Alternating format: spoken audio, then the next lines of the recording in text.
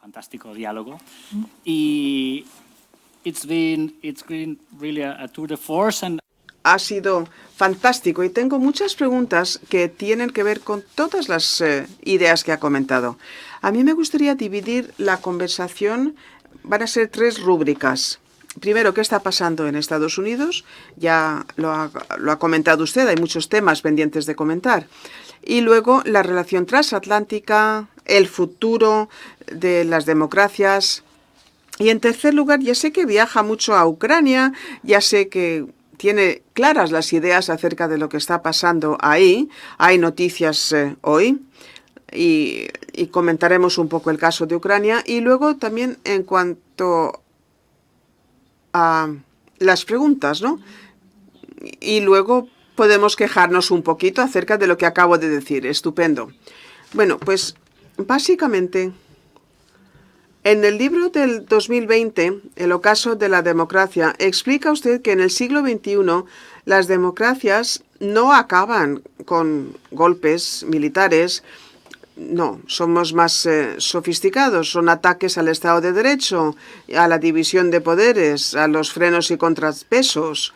Así que dedica mucho tiempo a la vida en Washington, en la capital de Estados Unidos. Y si echamos un vistazo a nuestro alrededor, vamos a ver que básicamente está la Guardia Nacional por las calles de Washington, de la capital.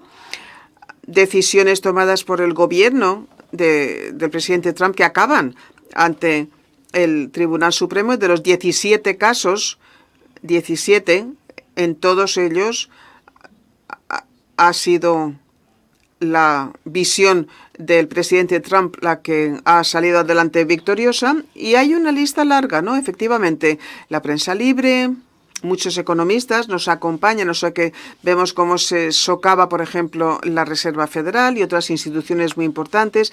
Así que, ¿hasta qué punto dice que Estados Unidos no es una dictadura? Por supuesto que no lo es, pero hay politólogos que hablan de este autoritarismo competitivo, como dicen Levitsky y Lucan Wayne.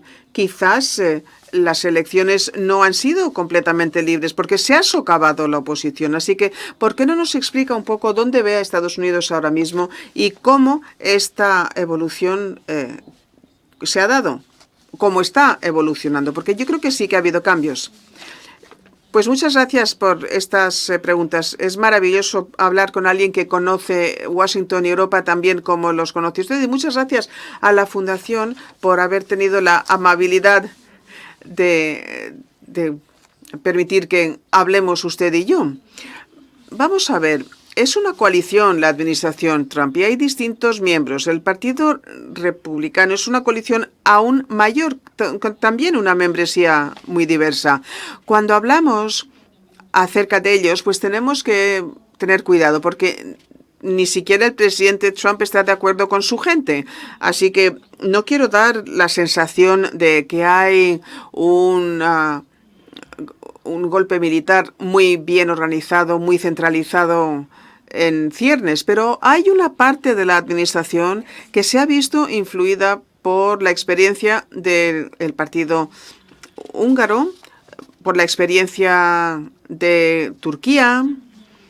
Jamás lo dirían abiertamente, pero vemos ciertos paralelismos con Chávez y con la experiencia venezolana también, en el sentido de que han comprendido que hay una forma en la que líderes elegidos de manera democrática, y es el caso, ¿no?, del presidente Trump. Yo no tengo problema con las elecciones del año pasado, pero estos líderes democráticos pueden intentar cambiar el sistema para no volver a perder. Y gran parte de lo que vemos que está pasando en Washington, pues en parte tiene que ver con esto precisamente. O sea, vemos cómo el gobierno intenta. Bueno, esto es muy americano, ¿no? Están intentando hacer un gerrymandering en los sistemas electorales. El gerrymandering nos remontamos al principio del 19, un gobernador de Massachusetts, el gobernador Merrick, que intentó hacer que el distrito, que se parecía a una salamanquesa, que en inglés es salamander, o sea que Jerry Salamander, gerrymandering. En fin, cada 10 años se vuelven a definir los límites.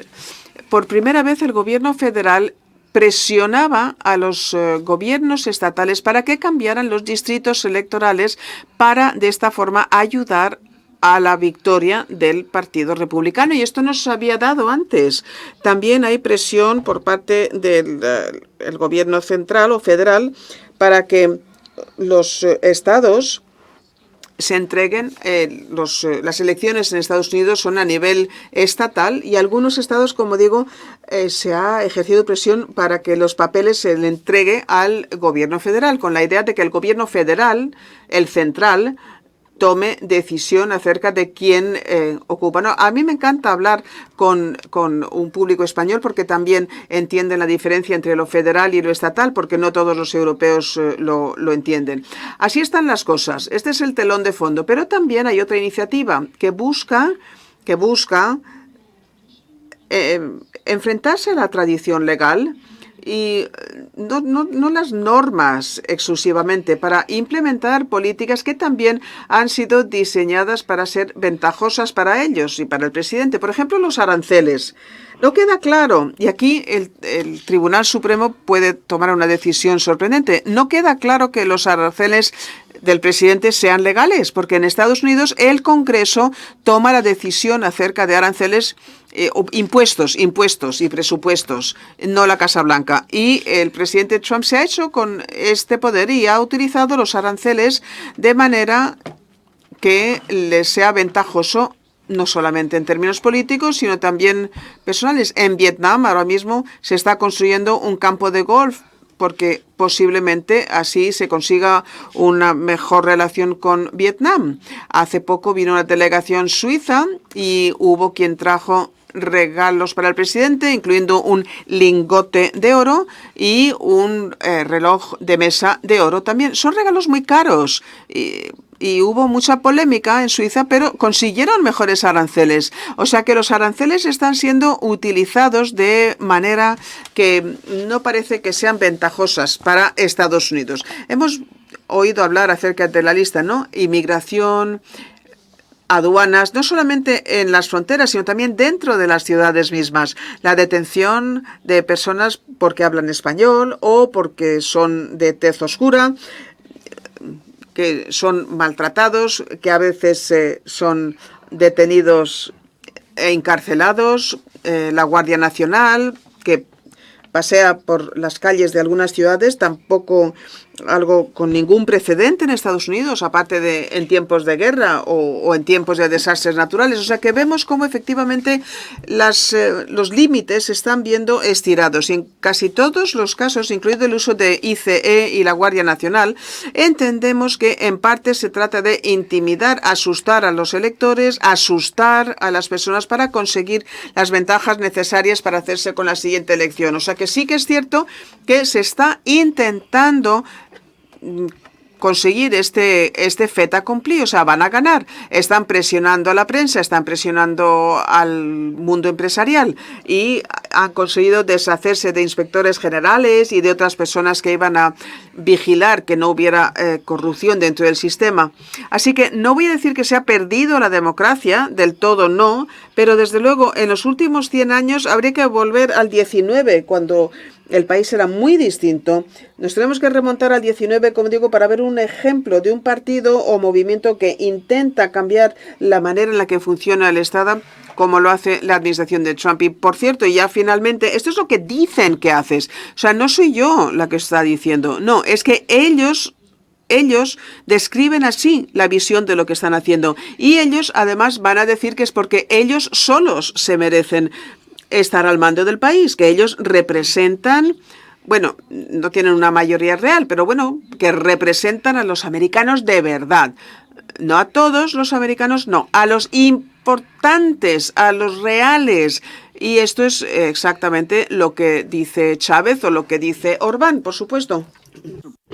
Sí, es bastante sorprendente esto. Cuando vemos a Trump desde Europa, lo que nos sorprende son el, la falta de asistencia. Y hay tres grupos. El Congreso que tiene una mayoría del Partido Republicano y también el Senado, o sea que es una situación muy concreta. Tenemos un presidente muy radical y tienen a los republicanos, a su partido, controlando el Congreso, el Senado, y también el Tribunal Supremo también tiene mayoría de derechas. Y el Partido Republicano está dominado por la visión de Trump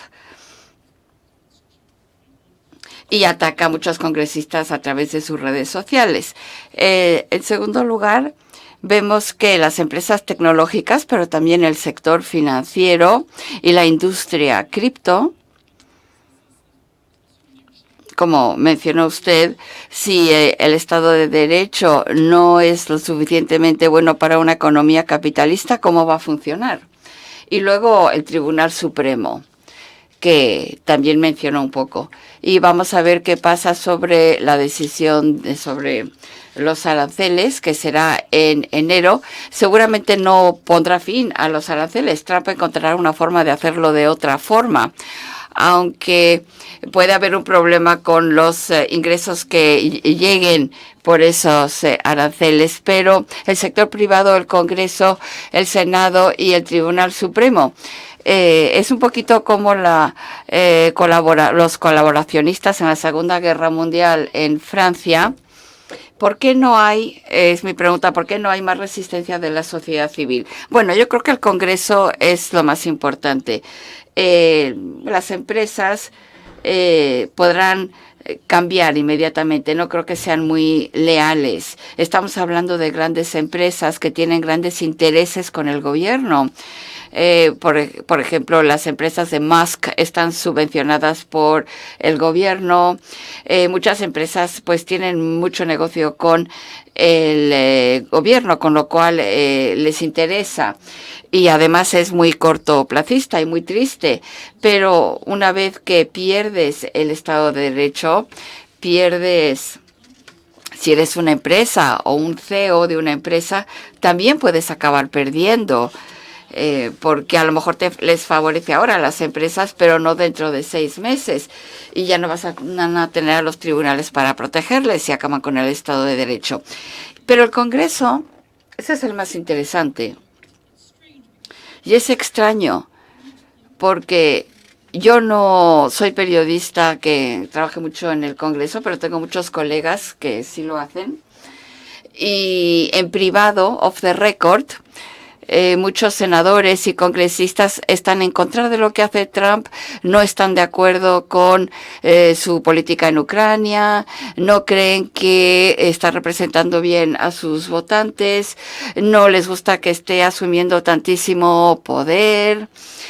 Y hay una revuelta ahora contra el liderazgo del Congreso.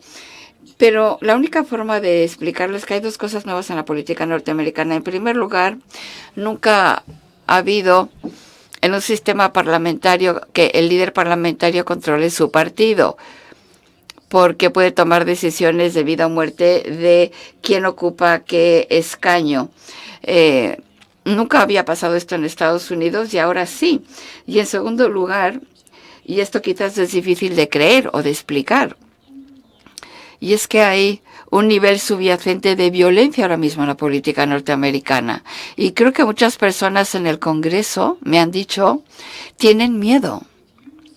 Así que si no sigues la línea que te han marcado y eres un republicano que vota en contra del presidente o dices algo en las redes sociales que no le gusta al presidente, te van a amenazar.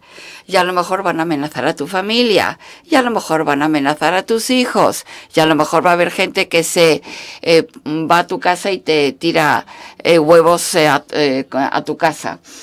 Bueno, pues este es un factor en la política que no existía antes. La primera persona que ha hablado de esto en público fue Mitt Romney, que como recordarán era el candidato presidencial hace algunos años y recientemente luego fue senador y luego se fue del Senado y se escribió una biografía sobre él y él habló a su biógrafo de forma muy franca y le dijo a su biógrafo, le describió conversaciones que había tenido con otros senadores.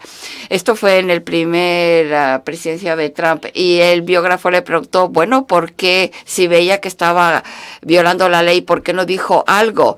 Y él dijo, bueno, tú es que eres muy rico y te puedes asegurar protegerte.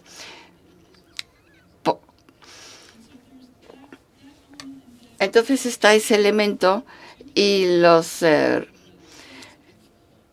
yo tengo amigos que tienen esta misma situación en México. La capacidad del presidente de dirigir la ira hacia alguien a través de las redes sociales y hacer que sus seguidores ataquen a esas personas a través de las redes sociales. Esto pasa en todo el mundo hoy en día, pero en Estados Unidos puede ser muy peligroso. También vemos a muchas personas que se están marchando del Congreso porque es muy desagradable estar ahí. Nadie quiere sentir esa presión sobre ellos o sus familias. Y lo que decía sobre el tribunal, bueno, yo lo dejo abierto. Ya veremos qué decide el Tribunal Supremo. No creo que haya habido un caso que haya sido realmente definitivo, donde hayan respaldado claramente al presidente. Pero ya veremos qué pasa con lo de los aranceles. La definición de lo que significa ser un juez conservador en Estados Unidos quiere decir que estás fanáticamente dedicado a la Constitución y te crees palabra por palabra la Constitución. Y esto tiene que afectarle en algún momento a Trump. Sí, va a haber elecciones, las midterms son en noviembre y existe esta percepción, no sé si estás de acuerdo, pero hay mucha gente en Washington que han estado en shock, pero recientemente hay algunas cosas que sí están cambiando. Tenemos la crisis de la asequibilidad. La gente está pues muy preocupada con la inflación.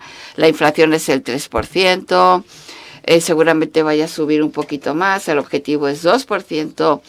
Y por eso Trump le gustaría tener a alguien en la Fed que reduzca los tipos de interés en vez de subirlos. Eso seguramente sucederá en mayo. Y luego tenemos la economía con forma de K. Una parte de la economía, lo que tiene que ver con tecnología, centros de datos, etcétera. Eso va fenomenal y la inteligencia artificial también, pero luego las pymes o los pequeños negocios, la base del movimiento MAGA, a ellos no les está yendo tan bien. Surgieron datos hoy sobre el paro, que es 4,5, que es bajo, pero está subiendo de donde estaba.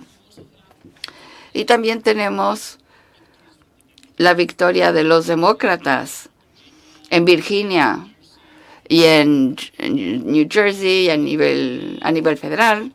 Y también tenemos la percepción de que hay algunas divisiones dentro de la coalición MAGA, porque Trump ha unido una coalición muy compleja y hay algunos elementos. Green, por ejemplo, bueno, hay algunos elementos que son muy a favor de Trump, pero otros no. ¿Hasta qué punto se le están complicando las cosas a la administración? Y esto quiere decir quizás que en las midterm podrán tomar control del Congreso los demócratas.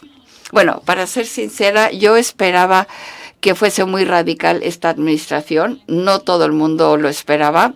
Y lo esperaba por los eventos del 6 de enero y por las personas que se sintieron muy atraídos hacia Trump después del 2021 por ello. En otras palabras, su gobierno anterior no estaba lleno de personas que tenían ideas radicales sobre Estados Unidos o que no confiaban en la democracia norteamericana. Todo el mundo en Estados Unidos que tenía motivos para sentir esa desconfianza se vieron atraídos a Trump. Y atrajo a más personas y diferentes tipos de personas en esta vez comparado con su primer mandato. O sea que al principio era un poquito un shock cuando hacían cosas, bueno, que se salían un poco de la norma. Por ejemplo, el despedir a funcionarios, sustituirlos con personas que eran leales a él. Y mencioné en mis comentarios el desmantelamiento de departamentos enteros del gobierno, que seguramente también es ilegal, pero una vez que has desmantelado USAID y ya no existe la agencia de ayuda y ya no existe, entonces, ¿qué hace? Porque ya ha desaparecido, han despedido a todo el mundo y se cancelan los programas. Parte de ello sorprendió a muchas personas, estaban en shock.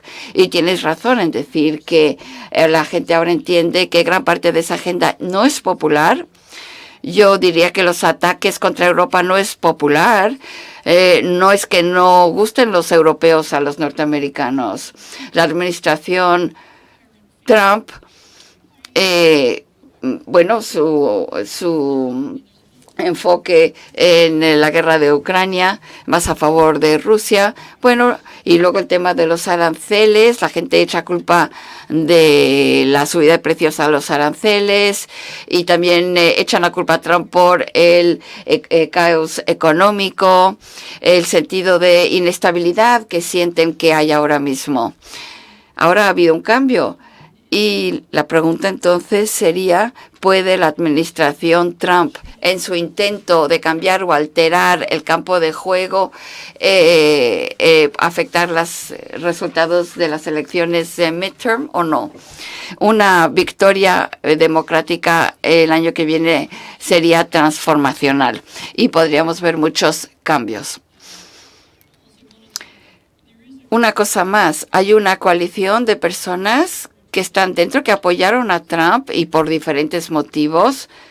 Yo creo que básicamente hay tres grupos que le apoyan. Unos son los llamados nacionalistas cristianos, que han estado en la política norteamericana durante 100 años, llevan existiendo muchísimo tiempo, pero nunca han tenido poder que no sea a nivel estatal.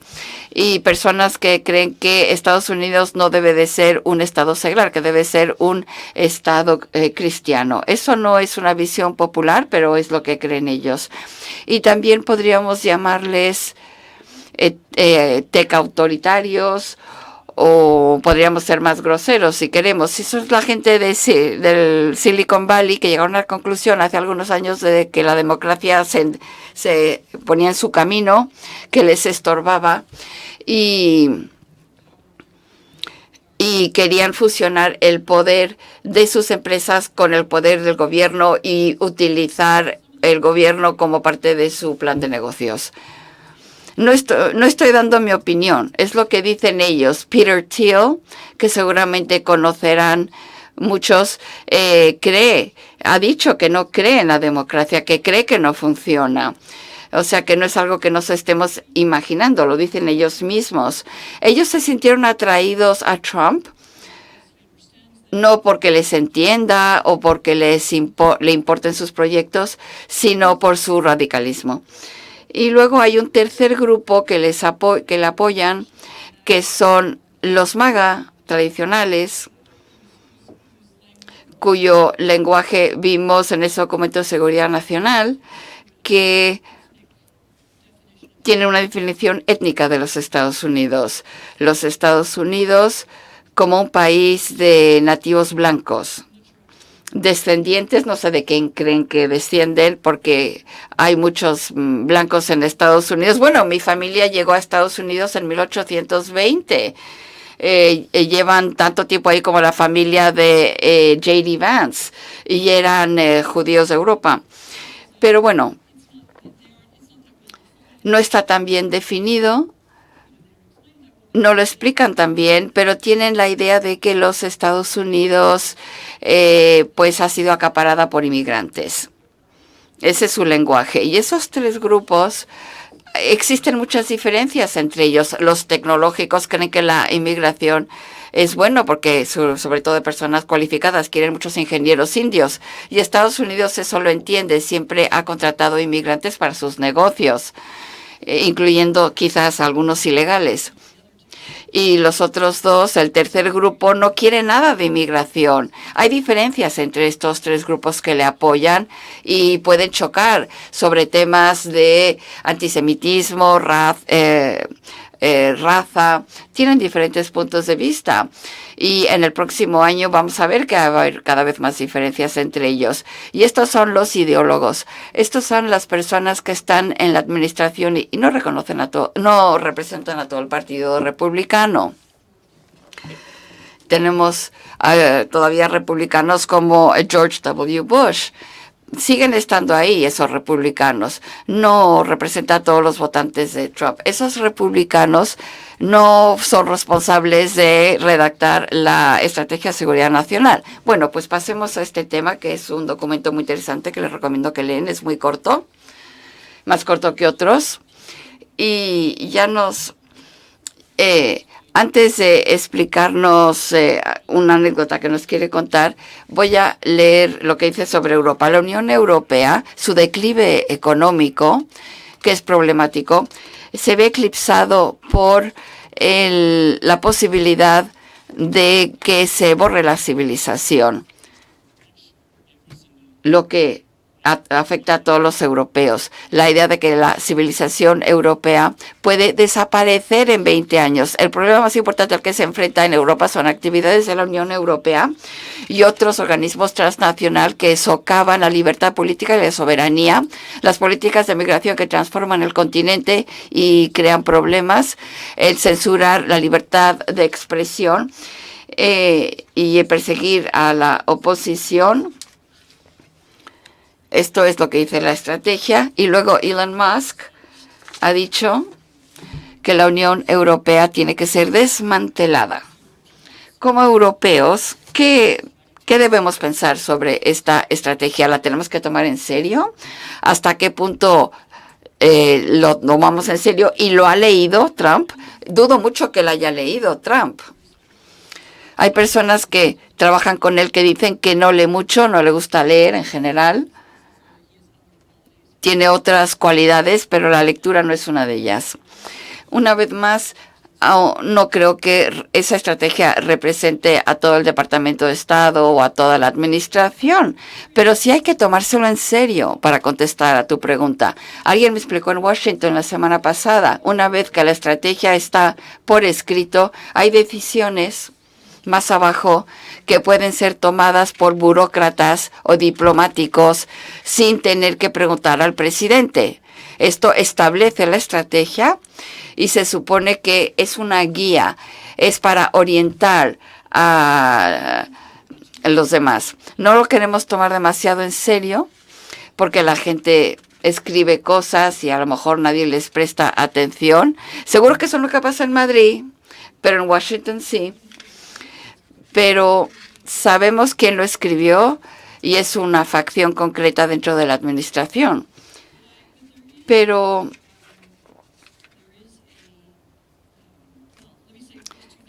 bueno, dos cosas quiero decir. ¿Por qué creo que es una nota suicida? Si leemos toda la nota, la estrategia, la parte sobre Europa es muy breve y lo que realmente es extraño es que no identifica ningún enemigo o amenaza contra Estados Unidos. Ni Irán, ni terrorismo islámico, ni Corea del Norte casi no aparecen en el documento.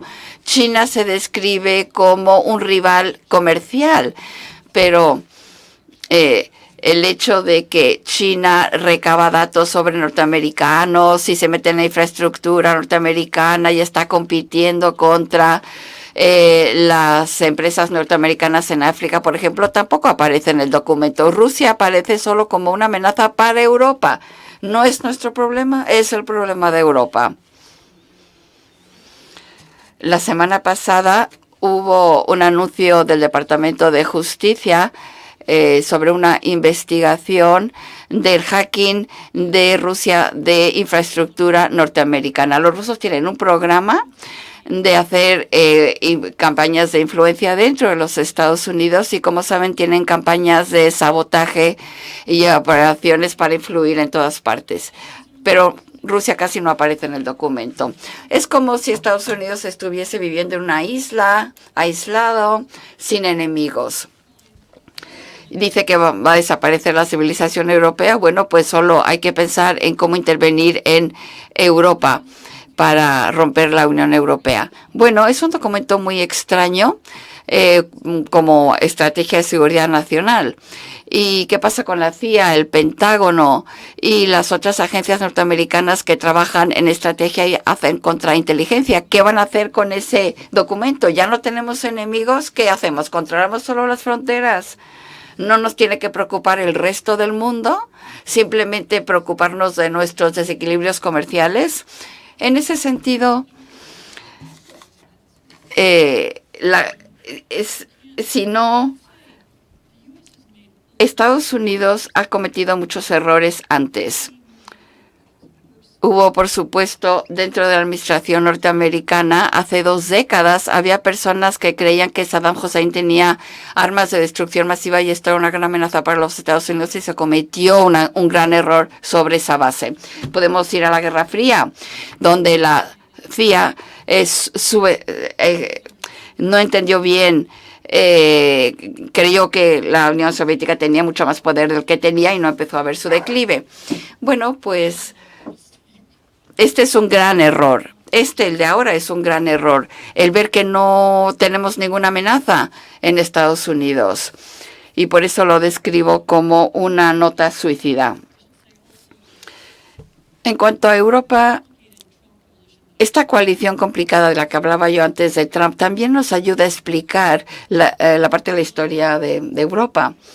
Estos nacionalistas blancos, supremacistas blancos que están obsesionados con la inmigración, en realidad los Estados Unidos son los que seguramente se convierta en una minoría. He visto las estadísticas, no hay ningún país europeo que vaya en esa dirección donde los blancos sean una minoría. Sí, en que haya lo que llaman una minoría de no europeos. A pesar del lenguaje de la extrema derecha, no está pasando en ningún sitio. El único sitio donde pasaría sería Estados Unidos. Y vemos ese elemento en la estrategia. Y luego lo que yo creo que es el verdadero problema para la gente que rodea a Trump, y es el hecho de que una institución en el planeta que sigue siendo capaz de regular a las grandes empresas tecnológicas norteamericanas es la Unión Europea. El único organismo que puede hacerlo es la Unión Europea. Y han decidido, por lo tanto, que les interesa desmantelar la Unión Europea. Todo esto, tema de la civilización que va a desaparecer, es absurdo. Eso es lo que les preocupa. Sí, la semana pasada estuve en un evento con el ministro de Comercio de la administración Trump y decía que los impuestos europeos en temas digitales son inaceptables. Que no es algo que haría un europeo hablando de las normas en Estados Unidos. En la estrategia no está tan claro, pero parece que hay un documento más largo que no se ha circulado, donde sí que habla de otras cosas. Pero dice que Estados Unidos ya no está en el negocio de promocionar la democracia o el cambio, con la excepción de los países europeos, donde la idea es que Estados Unidos, y esto no es nada nuevo, y algunas personas me lo dijeron la semana pasada, ¿por qué te sorprende tanto? Desde que ya vimos lo que dijo J.D. Vance en Europa, ¿no? En Alemania. Pero ¿hasta qué punto Estados Unidos puede influir en las elecciones europeas? En Alemania y otros países. Bueno, no sé si pueden hacerlo, pero sí que lo podrían intentar. Y en algunos sitios, de hecho, ya les ha salido el tiro por la culata. En Canadá, La administración Trump apoyó a los conservadores canadienses y eso hizo que no tuvieran éxito. Y algo parecido pasó en Australia. Su apoyo le salió mal.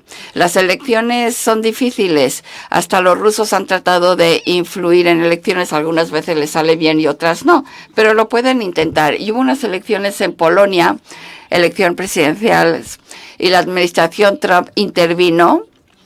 Recibieron a uno de los candidatos presidenciales de la extrema derecha. Le recibieron en Washington. También gente cerca de la administración y prepararon un gran evento antes de las elecciones. Trajeron a gente de la administración Trump a Polonia a un evento.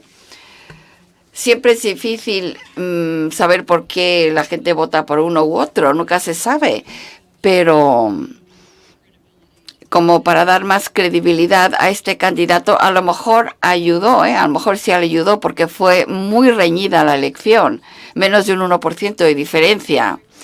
En una elección tan reñida, quizás ahí sí esa forma de influir puede darles la victoria. Y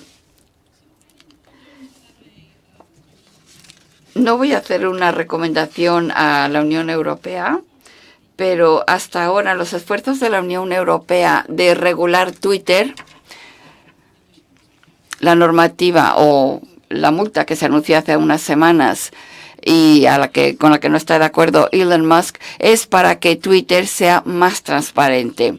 Y uno de los fenómenos extraños de la actualidad es que hay personas que gritan sobre la libertad de expresión en las plataformas que no son libres. Y una de las cosas extrañas de las redes sociales es que te metes ahí, escribes algo, algunas gentes responden y crees que estás en una conversación abierta y que tienes libertad de expresión. Pero en realidad, ¿quién decide quién va a leer tus comentarios? ¿Cuántas personas van a ver tu comentario? ¿Cuántos pueden responder? ¿Quién toma esa decisión sobre cómo pasa eso? No eres tú. Esa decisión lo toman algoritmos que se escriben en California. Y los algoritmos,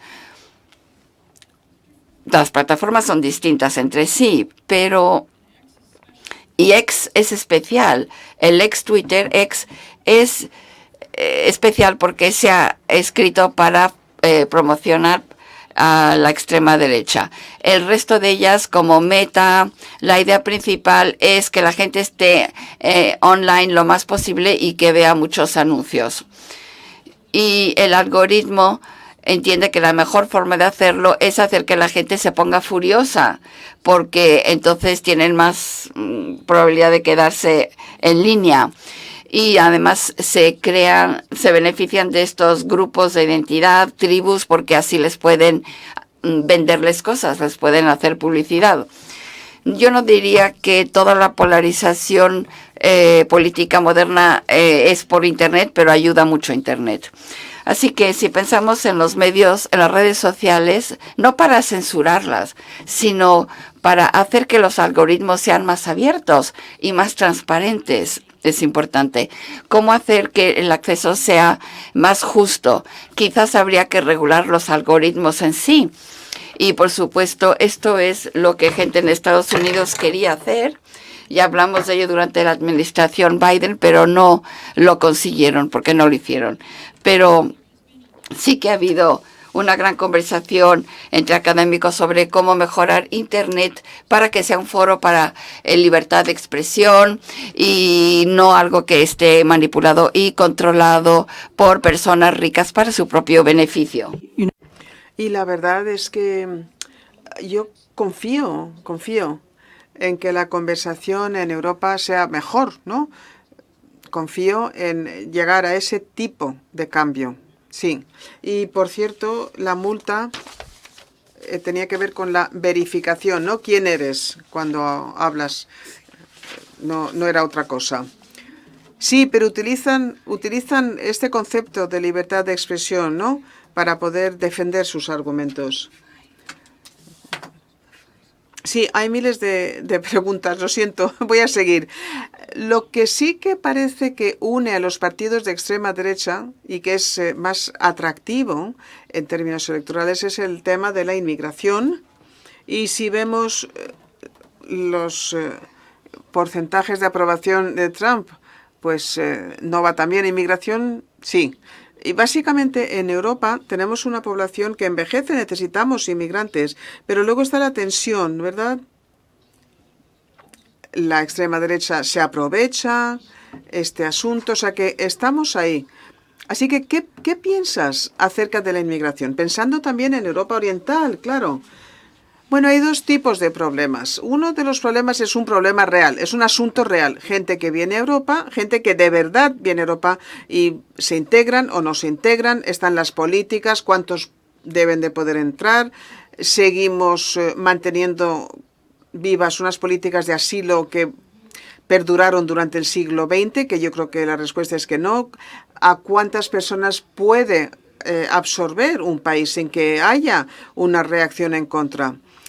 Yo creo que todo se debe de poder comentar de manera razonable entre personas razonables del centro a la derecha, centro a la izquierda, incluso en los extremos deberíamos de poder sentarnos y decir cuánta inmigración es factible. ¿Qué pasa con estas legislaciones sobre asilo, las legislaciones sobre fronteras? Están actualizadas porque no había movimientos de masa cuando se redactaron estas leyes hace 15 años. ¿Cuáles son los criterios? Yo creo que todo ello es perfectamente legítimo. Es una conversación en abierto. Yo le decía hace poco a otra persona, Polonia tuvo un gran problema con inmigración, ¿no? En la parte oriental, el gobierno de Bielorrusia importaba a gente de Kurdistán, de Afganistán, y les llevaba hasta la frontera y les obligaba a cruzar esa frontera. Es que yo vi esto con mis propios ojos. Es muy raro estar en un bosque frío polaco y ver a una familia del Kurdistán que está sentada ahí. ¿Cómo han llegado? ¿Cómo han aterrizado? ¿Qué tipo de mundo es este, no? Donde esto puede suceder. Y los polacos han dicho, bueno, no puede ser. Así que construyeron un muro y ya no se puede cruzar a Polonia. Y me parece a mí que no hubo nada poco democrático. Yo creo que fue una decisión popular. Se decidió o fue decidido por un gobierno democráticamente elegido. Y luego hay otra conversación acerca de la inmigración que no es algo que se ciña a la inmigración real. Tiene que ver más bien con avivar la llama del miedo cultural. Este lenguaje, ¿no? Nos van a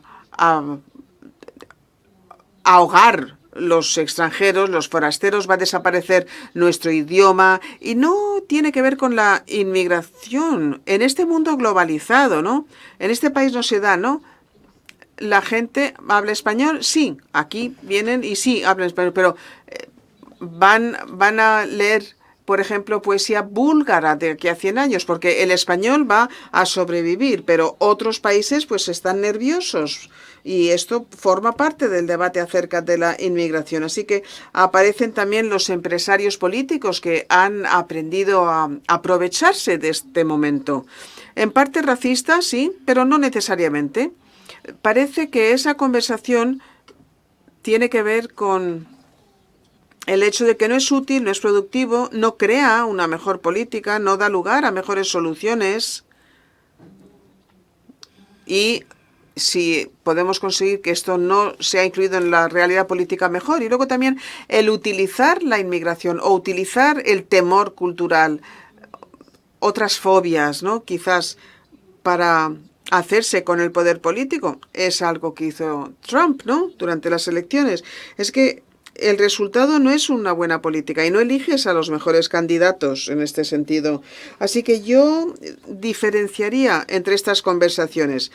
Hay una realidad legítima. Todo país tiene derecho a controlar la inmigración como desee. Todos los países pueden defender sus políticas. Por supuesto que sí, es legítimo, pero esto no tiene que ver con esta creación histérica. Sí, pues vamos a avanzar hacia Europa Oriental, Ucrania, la OTAN. Usted es una ciudadana de la OTAN, efectivamente. En Ucrania, no voy a entrar en los detalles. Trump quiere que le den el premio Nobel de la Paz. Él quiere ese Nobel. Va a ser difícil, pero ¿cuánto tiempo tenemos? ¿No? ¿Nos has pasado tiempo en Noruega? Sí, vamos a ver qué pasa en Venezuela, ¿no? Pero bueno, hay un plan de paz que incluye algunos puntos, ¿no? Sabemos que se dan estas negociaciones entre Trump y Putin. He oído a Zelensky, ¿no?, que esta mañana hablaba acerca de la segunda ronda. Básicamente sería una división de Ucrania, ¿no?, con ciertas garantías que no quedan del todo claras. Así que, ¿hasta qué punto va a funcionar? ¿Hasta qué punto podemos pensar en que va a acabar esta guerra terrible? Mi respuesta es que el problema con este plan de paz es que en realidad la guerra de verdad, no se acaba por siempre jamás, no durante un año o 6 años, no. La guerra acaba cuando los rusos comprendan que no pueden ganar y que Ucrania no va a formar parte de Rusia. Cuando lo entiendan, porque esto es una guerra colonial. Es como la guerra de Francia en Argelia. Llegó un momento en que los franceses ya no querían que Argelia fuera francesa y abandonaron. Y quienes recordemos la historia francesa, pues sabemos que fue casi un golpe de Estado en París. Se intentó asesinar a De Gaulle. Fue un momento enorme para Francia. Pero Argelia ya no es Francia, se tomó la decisión. Y los rusos todavía no lo han comprendido. No han comprendido que esta antigua colonia ya no forma parte de ella. Hasta que no lleguemos a ese punto, va a ser muy difícil hablar de una paz a largo plazo. Y los ucranianos lo entienden. Y por eso, para ellos, aunque pudiera haber un corte al fuego, aunque acabase la guerra, que yo creo que lo aceptarían ahora mismo, ahora mismo, sí, este alto al fuego. Y por eso hablan de las garantías necesarias, porque este alto al fuego que dura un poquito de tiempo y sin garantías de seguridad quiere decir que Ucrania no es un estado viable. ¿Quién va a invertir en Ucrania si los rusos van a invadir de nuevo de aquí a un mes? ¿Quién quiere vivir en Ucrania? ¿Los varones jóvenes se van a quedar en Ucrania? Si va a haber otra guerra pronto. La verdad es que es casi una garantía de la catástrofe y por eso vuelven una y otra vez. No creo yo que los representantes de Trump esto lo hayan entendido y tampoco sé si entienden bien a los rusos. Y aquí de nuevo, pues llegamos a esta cosa tan rara, ¿no?, de esta administración. Claramente están también negociando, en el caso de Ucrania, están negociando también los acuerdos comerciales entre Rusia y Estados Unidos. Esto lo cubren distintos medios muy importantes. Hay empresas, algunas tienen relaciones con la familia o con el entorno de Trump, que piensan que van a conseguir un acuerdo especial con Rusia cuando acabe la guerra. Así que hay que preguntar ¿cuáles son los motivos que impulsan a los negociadores? ¿Lo están entendiendo? Porque puede que Estados Unidos y Ucrania presenten un plan a Putin, él lo rechace y volvemos al principio, ¿no? No lo sé. Pero el problema con cómo se han llevado estas negociaciones hasta ahora, con los americanos hablando con ucranianos, con los rusos más bien, acerca de estos acuerdos, es que verdaderamente pues anima a Putin a pensar que va a haber una segunda oportunidad. Él no ve al mundo unido, al mundo democrático unido como antes. No ve Estados Unidos codo con codo con Europa. Está viendo que puede que divida y, por tanto, no le anima esto a poner fin a la guerra.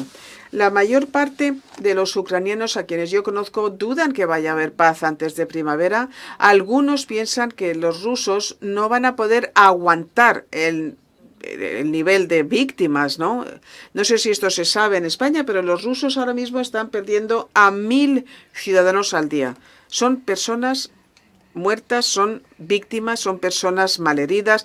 Estados Unidos a lo largo de la guerra de Vietnam perdió unas 65.000 vidas y esto fue traumático para el país. Esto ha preocupado a Estados Unidos durante generaciones, los veteranos, el imaginario popular.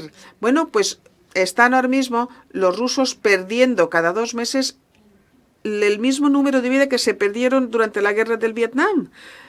Están pagando, pueden seguir contratando, pueden seguir reclutando, pero no hay un número infinito de personas. No hay un número infinito de personas trabajando en las fábricas porque hablamos acerca de la crisis demográfica. Ellos tienen una crisis demográfica, una muy severa, además. Y, por cierto, también tienen muchos inmigrantes de fuera de Europa. Hay mucha mitología, ¿no?, acerca de Rusia como Estado blanco, cristiano, y no es así. Así que no van a aguantar indefinidamente. Llegará un momento en el que tengan que llegar a la conclusión de que Ucrania no va a ser Rusia. Y cuando lleguen a esa conclusión podrá acabar la guerra y ahí podremos hablar acerca de la frontera. Pero esto quiere decir que, puesto que la administración Trump no va a poder seguir pagando, no, ahora mismo, los ucranianos no han recibido dinero americano desde principios de año. Bueno, un poquito de la administración anterior, un poquito, pero no va a haber. Ahora mismo los ucranianos están luchando con armamento y dinero europeos, así como con algo que yo creo que no se sabe muy bien, con sus armamentos, porque tienen una gran industria. Decenas de miles, bueno, más, 2 millones de drones fabricaron el año pasado y este año 4 millones. Es un sector fantásticamente enorme. Así que ¿hasta qué punto puede la Unión Europea, bueno, Trump, ¿no?, los rusos, la amenaza rusa como forma de conseguir que todo el mundo se cuadre para que se tenga más en cuenta la autonomía, puesto que algunos de los partidos políticos de la extrema derecha buscan... Sí, interrumpo para decir que este es el peligro más acuciante en Europa, una coalición prorrusa, partidos prorrusos de la extrema derecha en un país, en otro, dentro de la Unión Europea, vayan a poder bloquear, vayan a poder impedir que se dé ese apoyo europeo a Ucrania. Y tenemos que recordar, además, que estamos hablando de un peligro, de una amenaza de seguridad que supera las fronteras de Ucrania. Está el sabotaje, ¿no? Los alemanes piensan que el sabotaje claramente se dirige a los aspectos logísticos, ¿no? Los alemanes, los polacos, tendrían que hacer ciertos movimientos si llegara la guerra con Rusia. Piensan que es una especie como de avanzadilla. Los rusos y su estrategia... Hay una cita de Lenin, no lo recuerdo exactamente, pero es algo así como empuja con la bayoneta y pincha hasta llegar al acero. Vamos a seguir hasta alguien nos pare los pies y que Europa no esté preparada, sobre todo gracias a la política interna, sería una tragedia. En los últimos 15 minutos vamos a ver qué preguntas hemos recibido. Sí, una pregunta. Hay varias preguntas sobre la política en España. Estas no las voy a hacer. Sabéis mucho más que yo de la política española. Sí, efectivamente. Yo soy pro España. Sí. Se han escrito muchos artículos que se pueden leer. Sí, he escrito algo sobre España en el pasado. Pero hay una pregunta muy concreta que han hecho 2 o 3 personas. ¿Va a poder presentarse Trump a las elecciones en el 28? No. ¿No va a hacer cambios en la Constitución para presentarse a un tercer mandato? No. Y no creo que quiera. Lo dice, pero no lo piensa. Bien, hay una pregunta que han planteado varios sobre los motivos subyacentes detrás del surgimiento del conflicto entre los partidos. ¿Qué es lo que hay este movimiento hacia los extremos y alejándose del centro en ambos partidos? Bueno, creo que vivimos en tiempos de cambios e incertidumbres, tanto así que la forma en que trabajamos, la forma en que nos relacionamos con los demás, la forma en que tenemos debates políticos. Hablábamos de las redes sociales hace un minuto. Bueno, pues todo esto se ha transformado en las últimas 2 décadas. Ha habido cambios políticos enormes, cambios demográficos, cambios sociales. Hemos pasado por una transformación enorme. Y si miramos atrás en la historia, cada vez que vemos que esto ha pasado en la sociedad, hay una contrarreacción. Alemania tuvo una especie de revolución industrial al final del siglo XIX y el surgimiento de la extrema derecha. Bueno, están ahí sus orígenes. Y estamos, por lo tanto, en un momento de grandes cambios. Y es un momento donde la gente quiere claridad, certidumbre. Y el ruido del argumento y de las ideas puede ser demasiado para muchas personas. Casi es demasiado para mí. Hay veces que no quiero ni siquiera encender el teléfono porque no quiero oír más. Así que la idea de que quieren oír que hay soluciones sencillas o eslóganes. Queremos o a lo mejor tener solo un partido que se encargue de todo. Eso le atrae a mucha gente hoy en día. Históricamente, si vemos el autoritarismo y cuando surge, pues es después de una guerra civil, después de un momento de transición, después de una pérdida militar. En la historia podemos ver que es en ese momento que la gente quiere un sentido de certidumbre, de seguridad. Y por eso esta narrativa autoritaria, que en parte lo crea el mundo autocrático y en parte nosotros también, es un producto conjunto, es muy atractivo ahora mismo para algunos. Esa es mi explicación, es más cultural que económica. Pero entiendo que sobre todo en Estados Unidos sí que, tú, bueno, hablabas de la economía en forma de K, pues sí, ahora hay grandes diferencias económicas, gente que vive vidas muy distintas y eso crea un sentido de injusticia y de plantearnos si funciona o no nuestro sistema político. Creo que se debe a ese cambio cultural. Sí, es sorprendente que no se hable de la redistribución en Estados Unidos. Bien, otra pregunta. ¿Quién es el que manda en la administración Trump? ¿Es Trump? ¿Es alguien más? Hay diferentes grupos, los que has mencionado tú, quizás. Y después de Trump, esa persona que controla las cosas, si no es Trump, podría seguir. Bueno, Trump es muy importante. Él establece el tono. No tiene una estrategia política o una filosofía, pero sí que tiene unos fuertes instintos. Por ejemplo, le gustan los aranceles, siempre le han gustado, lleva hablando de aranceles 30 años y está rodeado de personas que algunos creen que no son buenos los aranceles. Hubo una entrevista hoy con su jefe de gabinete que es anti-aranceles. Hay muchos en su administración que creen o saben que van a crear precios más altos los aranceles, pero esa es su forma personal de entender el mundo. Y esa política de aranceles es suya, 100%. Él da la idea en general, pero luego hace un seguimiento diario de la política del Departamento de Estado, etcétera. En eso lo dudo. O sigue en gran detalle las negociaciones entre Rusia y Ucrania. Seguramente no. Eso no quiere decir que no le importe. Él desempeña su papel y la gente que le rodea quiere hacer lo que él dice y cuando tiene una opinión muy fuerte sobre algo, los demás le siguen. Más allá de eso, depende del tema y claramente sí que hay algunos choques en la administración de Trump, sobre todo sobre el tema de la inmigración, ¿no? Sobre el tema de los visados para personas con mucha experiencia y muy cualificados.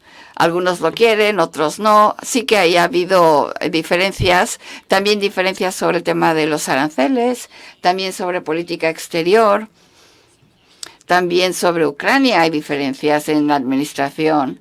Con lo cual, hay diferencias en todas las administraciones, esa es la realidad. Pero la diferencia con esta administración es que en el pasado siempre había un proceso de política que se seguía, algunas veces era muy tedioso. A lo mejor había reuniones a nivel del subsecretario, luego llegaban a una conclusión, luego llegaba al siguiente nivel, iba así escalándose hasta que llegaba el presidente.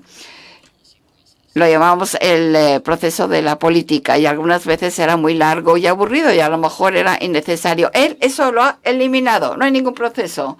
Hay muy poco input de expertos sobre Rusia, no se les consulta y eso es cierto en otras áreas también.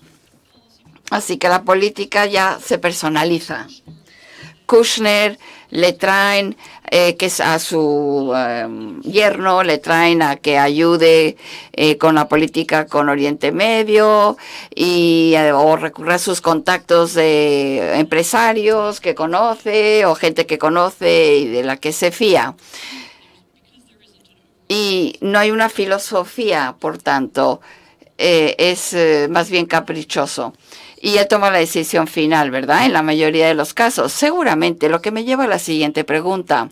Hay muchos hispanoamericanos en el público y la Estrategia de Seguridad Nacional dice muy claramente que Latinoamérica es el patio trasero de Estados Unidos.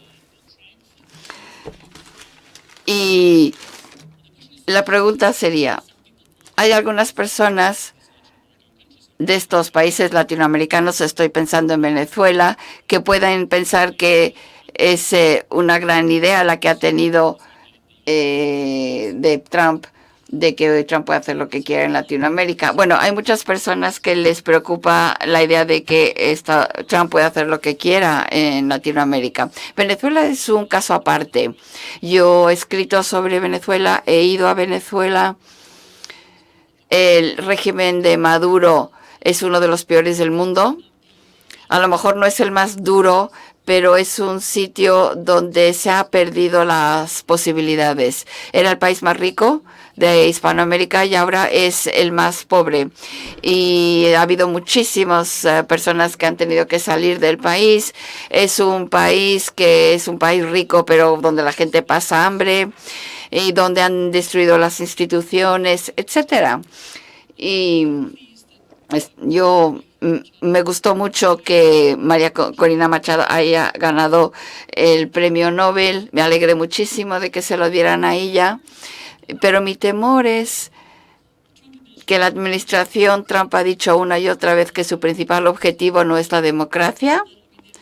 Ni siquiera hablan de un cambio de régimen. Y no estoy muy segura de cuál es su plan para Venezuela.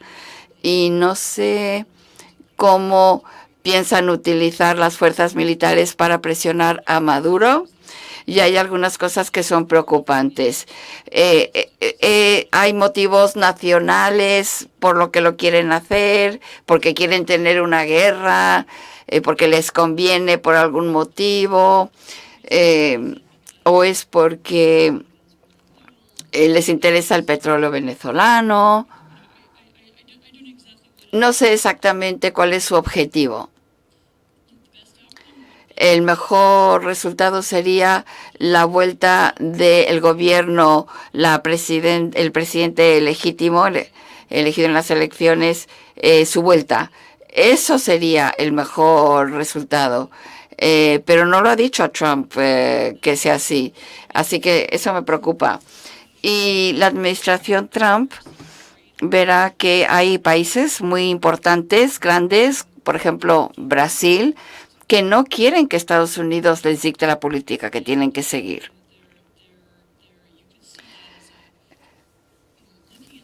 Si vemos Latinoamérica como el patio trasero de Estados Unidos y un sitio que podemos dominar, no, ahí con eso no va a tener éxito en ninguna parte. Y la última pregunta, que es creo muy profunda y va así. Sobre la base de la historia, ¿qué errores cometen las democracias liberales cuando tratan de enfrentarse al enemigo. Algunas veces estas democracias liberales son frágiles, porque lo que necesitas para luchar contra una dictadura es distinto a lo que estás acostumbrado a hacer en un sistema normal. Y a menudo llegas a un momento donde las reglas han cambiado y el centro derecha y centro izquierda tienen que trabajar juntos. A lo mejor no están de acuerdo sobre muchas cosas, el aborto, los impuestos. Pueden no estar de acuerdo en estas cosas, pero tienen que trabajar juntos para proteger la democracia. Así que el error es esta fragmentación y no ver el momento en que ha cambiado la política. Con esta nota vamos a ver si es posible revivir la democracia, si es posible porque ha sucedido ya en el pasado. Muchísimas gracias por esta conversación. Gracias a todos.